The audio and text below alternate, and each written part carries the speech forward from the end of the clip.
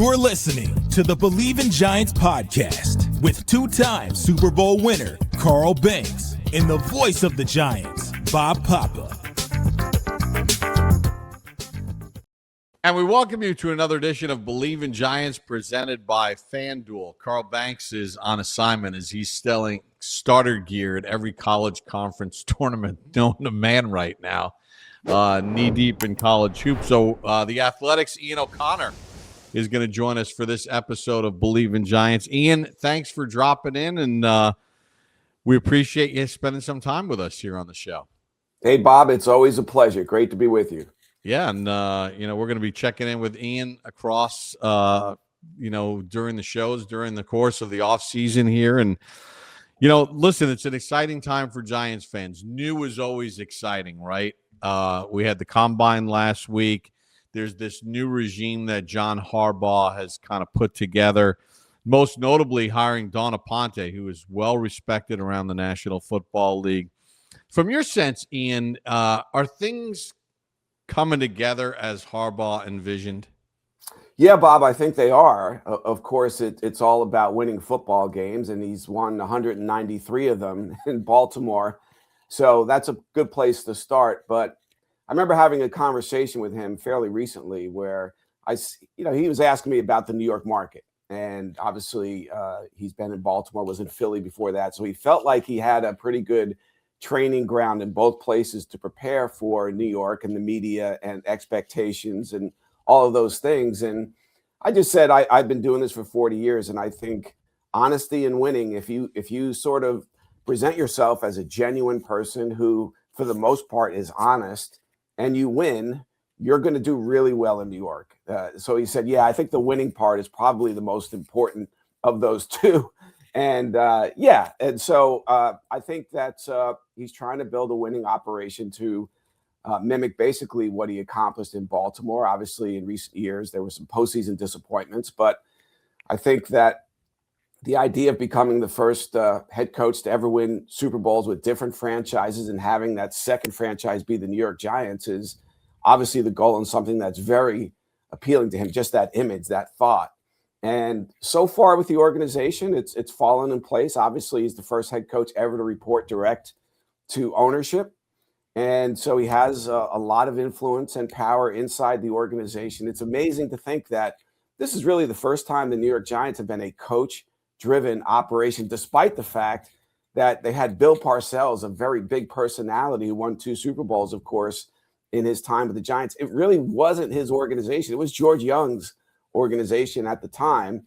And so it's going to be fascinating to watch the Giants operate this way, where the coach is really the primary driver of decisions inside the organization.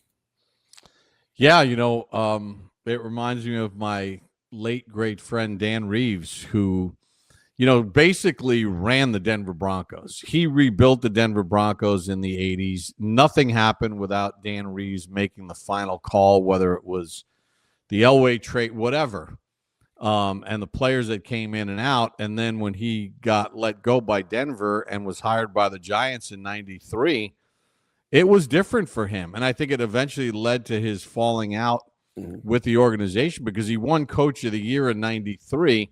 He was used to doing it a certain way where he was the final buck or the final stop on all the important decisions football-wise. And with the Giants, you're right, it was George Young's team. And Dan had to sort of conform. And I think eventually once Phil Simms was forced to retire with the shoulder injury and the team started to change, and then it started to unravel. I think we kind of saw that with Reeves, that he was used to doing it a certain way. And then he goes to Atlanta and he gets back that control again that he was comfortable with. And the next thing you know, he's doing the dirty bird and he's in a Super Bowl. So this is a seismic shift for the Giants organization on a lot of different aspects. But desperate times call for desperate measures, right? I mean, we're in a stretch here of unprecedented losing, and I credit the Maras and the Tisches for finally saying, hey, the way it's been going is not working. If we're gonna do it, this is the guy you do it with, right? Absolutely. And he is the most successful head coach the Giants have ever hired at the time of his hiring. The Giants have never hired a Super Bowl winning coach. And so basically, for the last 14 years, the Giants have really struggled with an exception or two in there. But John Harbaugh has not struggled at all. So this was the right guy, it was the right moment. I give John Mara credit for, listen, as you know, Bob, as well as anyone, this organization has been in his family for more than 100 years. And to do something unprecedented like that, I give him credit. It took him a while to get there. I know that the day that John Harbaugh was hired, that morning, so that was Saturday morning, he had a conversation with John Mara. And at that point, John had not gotten there. He was not ready at that point to commit to allowing Harbaugh to report directly to him. And by Saturday afternoon, after another conversation, maybe with Chris Mara, they realized that this is the way to get this deal done, and we have to get it done. We can't let this guy, well, out of the building. He was already out of the building. They had that meeting, that all-day meeting on Wednesday, but they had to finish and close the deal. John Mara did it, and he deserves credit for allowing this report structure to be different. And so I do think it was time for the Giants to try something new. And I think that John Harbaugh and maybe Mike Tomlin, certainly if he were available, those are the only two coaches the Giants and John Mara would have done this for. And to me, that they were the right two guys to do it for. Obviously, Tomlin took himself out of it. He's not going to coach next year. And the Giants have a guy who they clearly believe can be a consistent winner. And that's what Harbaugh is looking to do. When I had a conversation with him that Saturday, about 40 minutes after he took the job or accepted the job, accepted the phone call from John Mara offering the job, I think that I remember him telling me like right away that he expects to make the playoffs this season. And so to me, that means at least 10-7. And so if he pulls that off, they'll probably be ready to build a statue for him outside of MetLife pretty much right away. I don't know if the Giants are going to be a 10-7 team that makes the playoffs, but certainly that's the expectation and the goal that John Harbaugh has set. Yeah, I mean, well, when you think about all the games that they lost last year with double-digit leads, and you think about, like, they lost games to teams that were all in the playoff hunt or made it to the playoffs. So it's not like those leads were built against the bottom feeders of the NFL that they kind of squandered away. So, we'll see. Situational game management experience. I love the fact of what he's done with his offensive staff and the group of people that he's collected to be a part of this growth of Jackson Dart. And some of the hires that they've made on the defensive side of the ball would have a fan excited. So your colleague Dan Duggan wrote something in The Athletic, and this is kind of speculation everywhere. The role of Joe Schoen, right? Joe Schoen was hired. He was serving in the role as the traditional general manager of the Giants. Well, that's kind of shifted a little bit. Has it changed as much as maybe the outside believes it has? Well, it depends how you define the outside. I think in some corners of the media, Joe's been painted as just a secondary figure whose role has been severely diminished. I don't think that's the case. I think that, frankly, Joe Schoen, he is a secondary figure to John Harbaugh, but that doesn't mean this won't be the best thing that ever happened to his career. I think 5 years from now, this might be the best thing that happened to Joe Schoen, to bring in a head coach of this caliber who I think will be a consistent winner with the Giants. Again, 5 years from now, Joe Schoen is going to be in a much better place in the league than he was at the time of the hiring. I think that he'll certainly be heavily involved in the draft and free agency. And I think that if there is a stalemate between the general manager and the head coach will win that stalemate. But I don't think there is going to be a problem there. I think it's not like on draft night they're going to be staring at each other and it's going to be some Wild West showdown and Harbaugh wins. I think they'll make their decisions and come to a consensus before they ever get to that point. So I think that it'll be interesting, again, for the first time in Giants history that have the head coach really driving the bus. But I think Joe Schoen is smart enough to realize that Harbaugh is a great asset, not only for the New York Giants, but for his career. And he was in a tough spot where if this hire isn't made, who knows for Joe Schoen's future with the New York Giants. But I think he'll be heavily involved in the shaping of the roster. If there is a problem, if there is a stalemate, Harbaugh will win that. But I just don't think it will come to that. My understanding is, in talking to John a few times about this in recent weeks, that his conversations with and work with Joe Schoen so far have been very productive, and he's been happy with him. And so as long as that continues, I don't think there'll be a problem. Yes, his power has been diminished to some degree, and that's something that we've seen in other organizations, maybe in New England, where obviously with Mike Vrabel, they're now more of a coach-driven franchise. And if you're a smart executive, you realize, okay, we have this amazing asset now at head coach. So we have to – it never made any sense, Bob, as you know, to pay a head coach $100 million, a guy who's won 193 games, including the postseason, including a Super Bowl, bring him into an organization and have him report to a general manager who is entering the final year of his deal and who is, 23 games under 500. That it just didn't make sense to do that. And I think even Joe Schoen would admit that on Truth Serum. And I think that, and frankly, Dawn Aponte, who, again, as you stated, is a very well-respected executive throughout the league. And I was talking to Harbaugh about hiring her, and I asked him how heavily involved he was in that process. And he said very.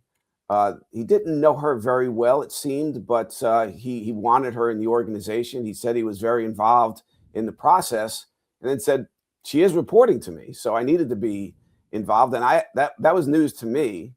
And I think I broke that for The Athletic. And so that's been an interesting point of observation for a lot of people in the media and outside the media as to why would that be. It just shows that Harbaugh is now the lead decision maker on the football operations side of the franchise. And I think Joe Schoen, again, if you're a smart GM in his position with his record in terms of wins and losses, you'll see this as a positive and not as a negative going forward. Right. I mean, if you're paying, as you said, if you're paying somebody $100 million, and to use a Parcells line, we always seem to default to Parcells lines, but they're truisms, right? Right. John Harbaugh's got pelts on the wall, and nobody else does in that upper echelon of football decision making on his level. So why would you not tap into that asset? They made a move yesterday. It was something that we all expected. From a personal standpoint, it breaks my heart, but I've been around this long enough to know that you can't let your heart get involved. But Bobby Okereke, who was the Walter Payton Man of the Year nominee for the Giants, was let go. They'll free up about $9 million in salary cap space. You kind of expected it. I'm sure there'll be a few more of these, but that's just Harbaugh coming in and having to make some hard decisions, right?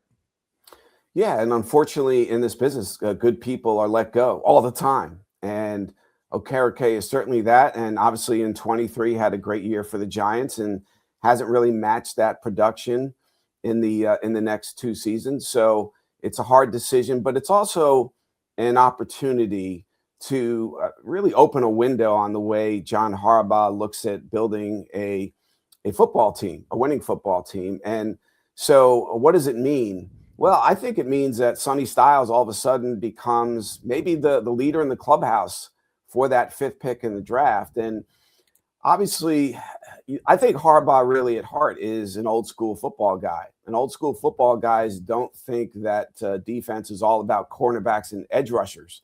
They think the heart of the field, the middle of the field is very important. And I think he does. And look at his inside linebackers and safeties in Baltimore. And that would tell you that you look at Styles, you look at Downs as guys who are really in play for that fifth pick. Now, there are offensive players, and Jeremiah Love might be the best player in the draft. And you have Tate as a wide receiver, another area of need, particularly if you're not paying Wan'Dale Robinson what he's going to get on the open market. There are just so many possibilities and things and places the Giants can go with that 5th pick. But I think with Okereke gone, wow, it just seems like a perfect fit for Styles to come in and be a major factor in the middle of the field for a Giant defense that, again, if you look at Harbaugh's teams in Baltimore, defined by physicality on defense, defined by really good players in the middle of the field on that side of the ball. And hey, you also have to score points in this league, and I understand that. I would not be surprised by really anything the Giants did at that 5th pick because they have a lot of holes, as you know, Bob.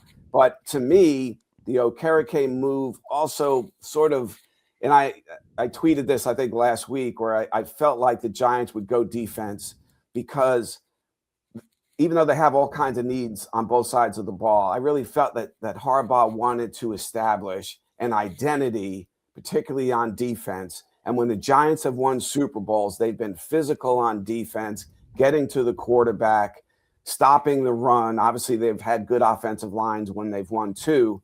So that's a factor. You do have to score points. They could use a receiver, all kinds of things. Obviously, a great running back for a head coach who loves to run the ball makes sense too. But the thing to me that makes the most sense is a guy who wants to be in that Parcells Coughlin mold, is to have physicality, define your defense for a Giants franchise that is all about bad weather, late in the season, outdoor stadium.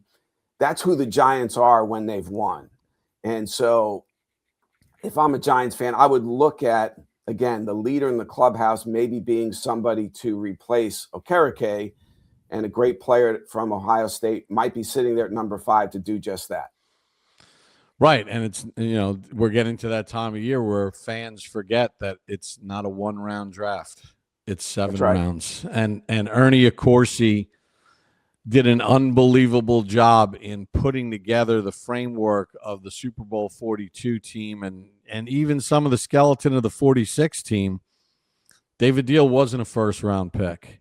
Ahmad Bradshaw wasn't a first-round pick. I mean, we could go down the list of players that turned into big contributors for the New York Giants that were not first-round picks, right? So it's drafting smart. It's getting players to come in to fit within a system. And, just to go, you mentioned it, you put it in a Giants context, Ian, but I'd go even wider than that. I would say that look at the DNA of all the Super Bowl champions. And it starts with strength on the defensive side of the ball, whether it was Seattle this year, Philadelphia last year. We get swept up in the magic of Mahomes and Kelsey, but the last incarnations of those teams that won Super Bowls, excuse me, were focused on defense. Aaron Donald and the Rams, defense. Yeah, of course, Brady won a Super Bowl with Tampa, but they also played great defense. And when you get into the playoffs and you start playing against better competition, the high wire acts that happened during the regular season, the 42, 38 games, don't happen. It's, do you have the quarterback or the playmakers to hit those few specific plays that are made available, because both teams have gotten to this point because they're both well-balanced teams. Yeah, that's right. And I always felt that Eli Manning, who I do believe, and I've written this for The Athletic, belongs in the Hall of Fame. But really, to me, he wasn't the best quarterback in the league, maybe ever in his career, but he was so opportunistic. And I feel like Phil Simms was the same way. Just, you need a great defense. You need an opportunistic, clutch, poised quarterback and some playmakers who can make plays, maybe guys who weren't picked in the first round. And by the way, Bob, I always sort of go back, and I know that Harbaugh looks at Giants history and what's worked here and what hasn't. And obviously guys like Parcells and Coughlin, who he told me was the biggest influence as far as him taking this job. The phone calls from Tom Coughlin really mattered to him. And so you look at the last time the Giants won a Super Bowl under Coughlin in 2011, I don't believe they had a running back who rushed for more than 700 yards that year. I think the lead running back in terms of yardage that year might have been Bradshaw in the high 600s.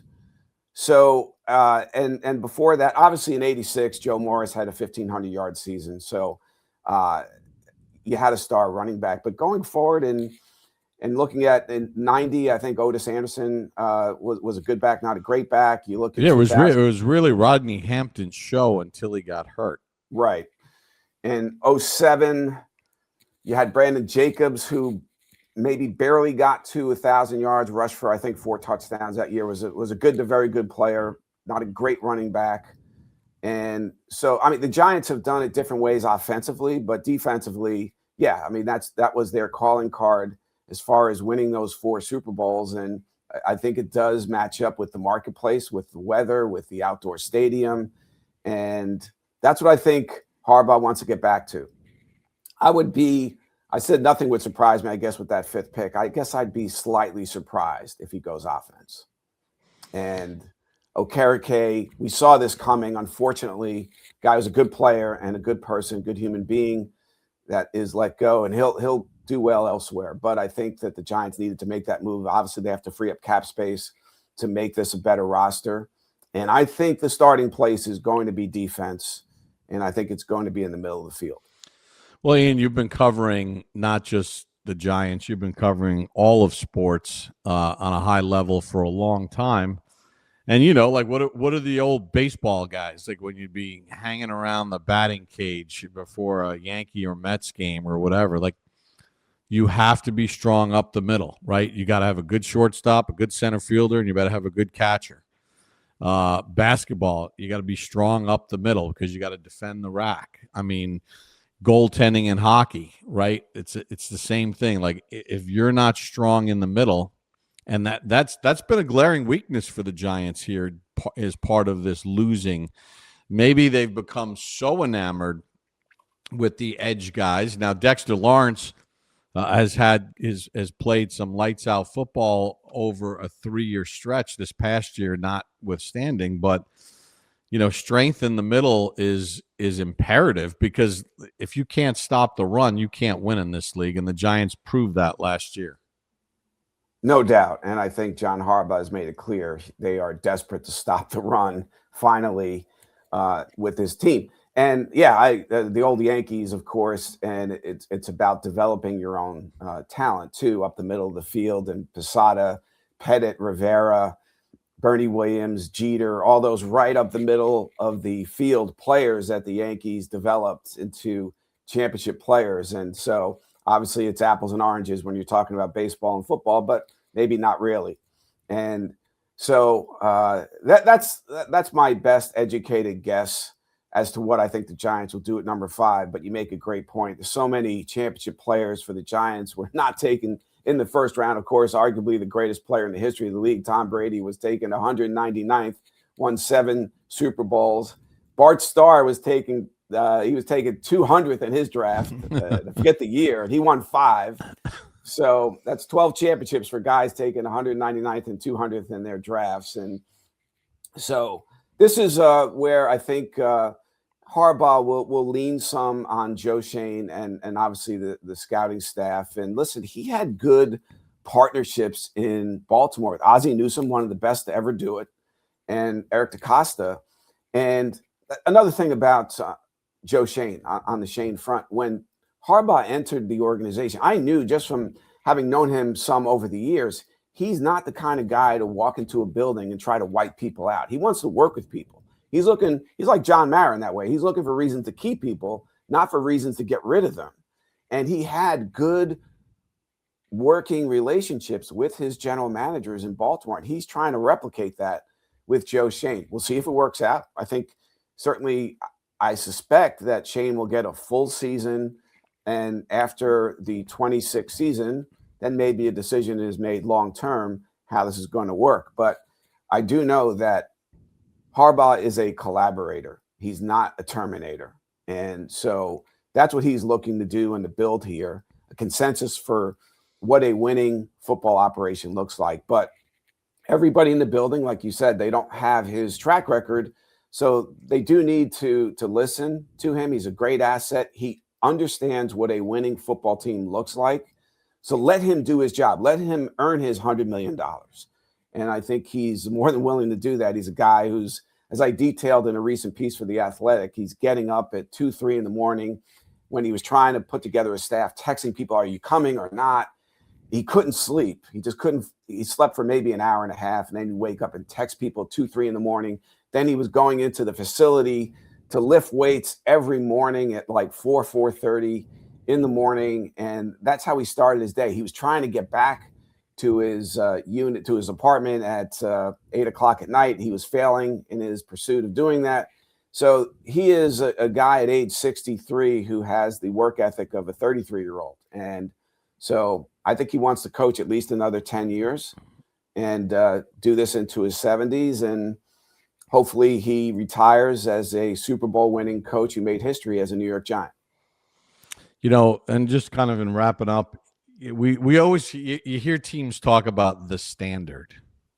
You know, we got to be at the standard. And I think one of the problems that the Giants have had, and Carl and I have talked about this, is I don't think anybody, when the players are talking about the standard, they don't know what the standard is.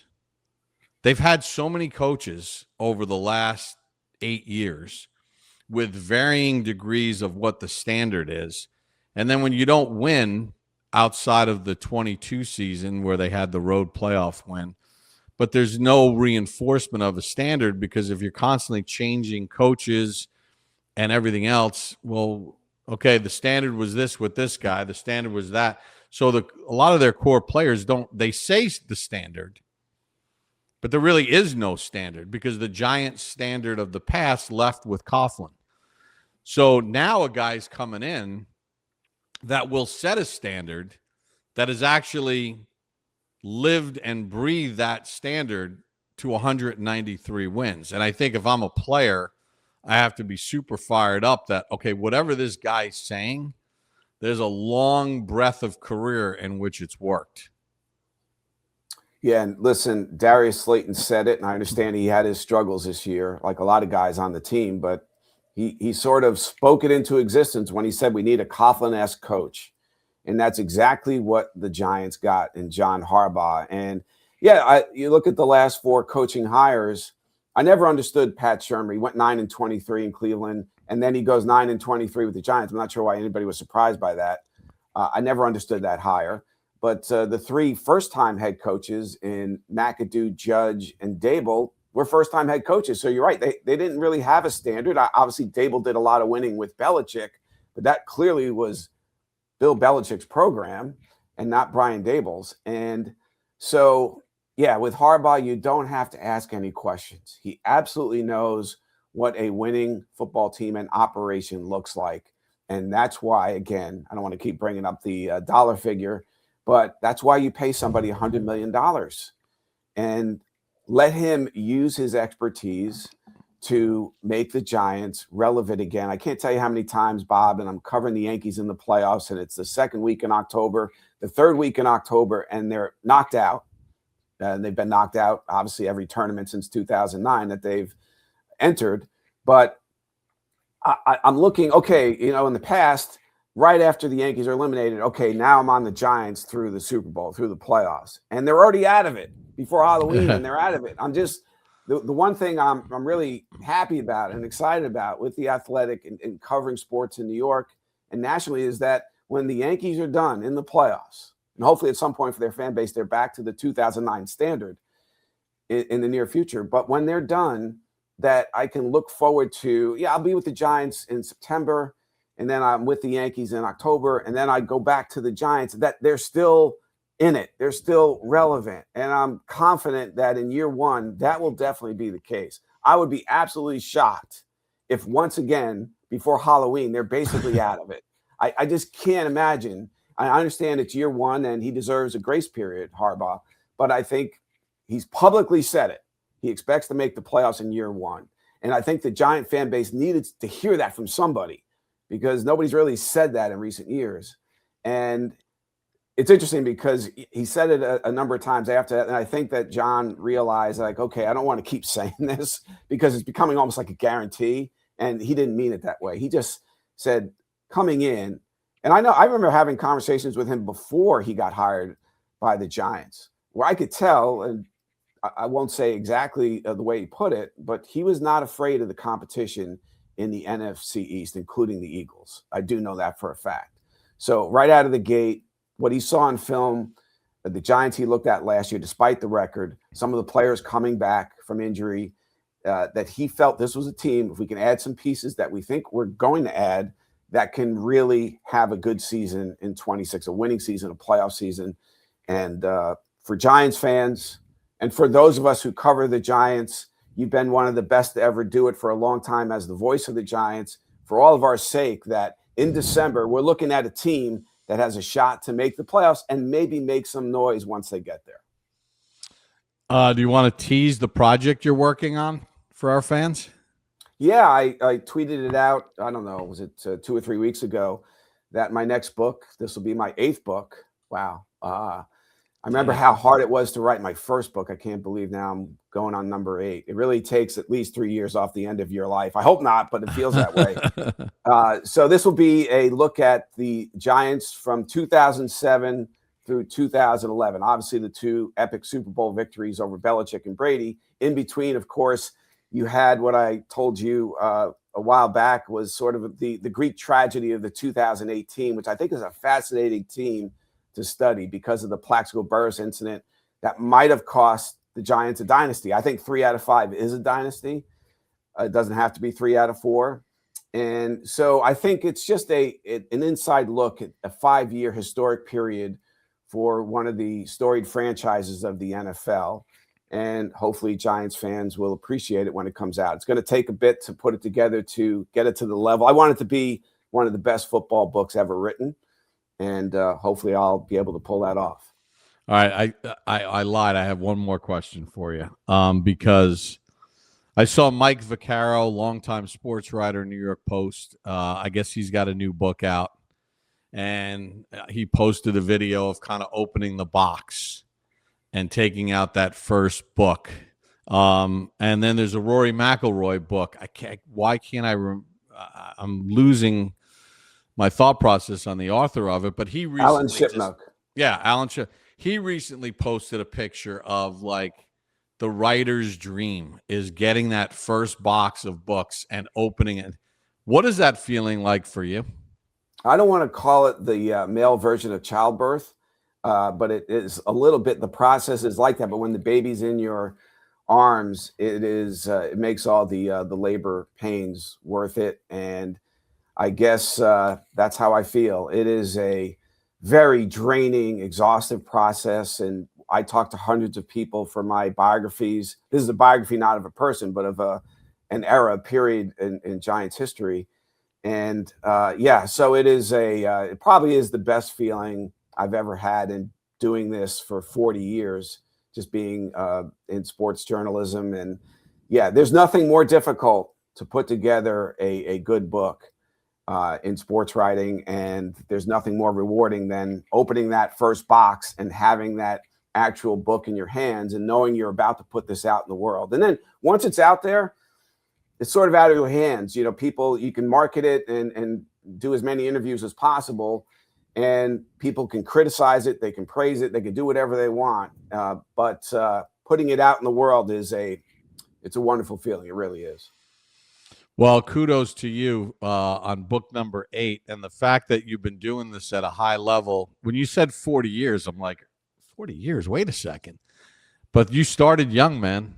Well, so did you. I know. It's been 40 years for you too, right? We've known each other that whole time. And it's pretty amazing. We were fortunate enough to get starts at a young age. People took chances on us early.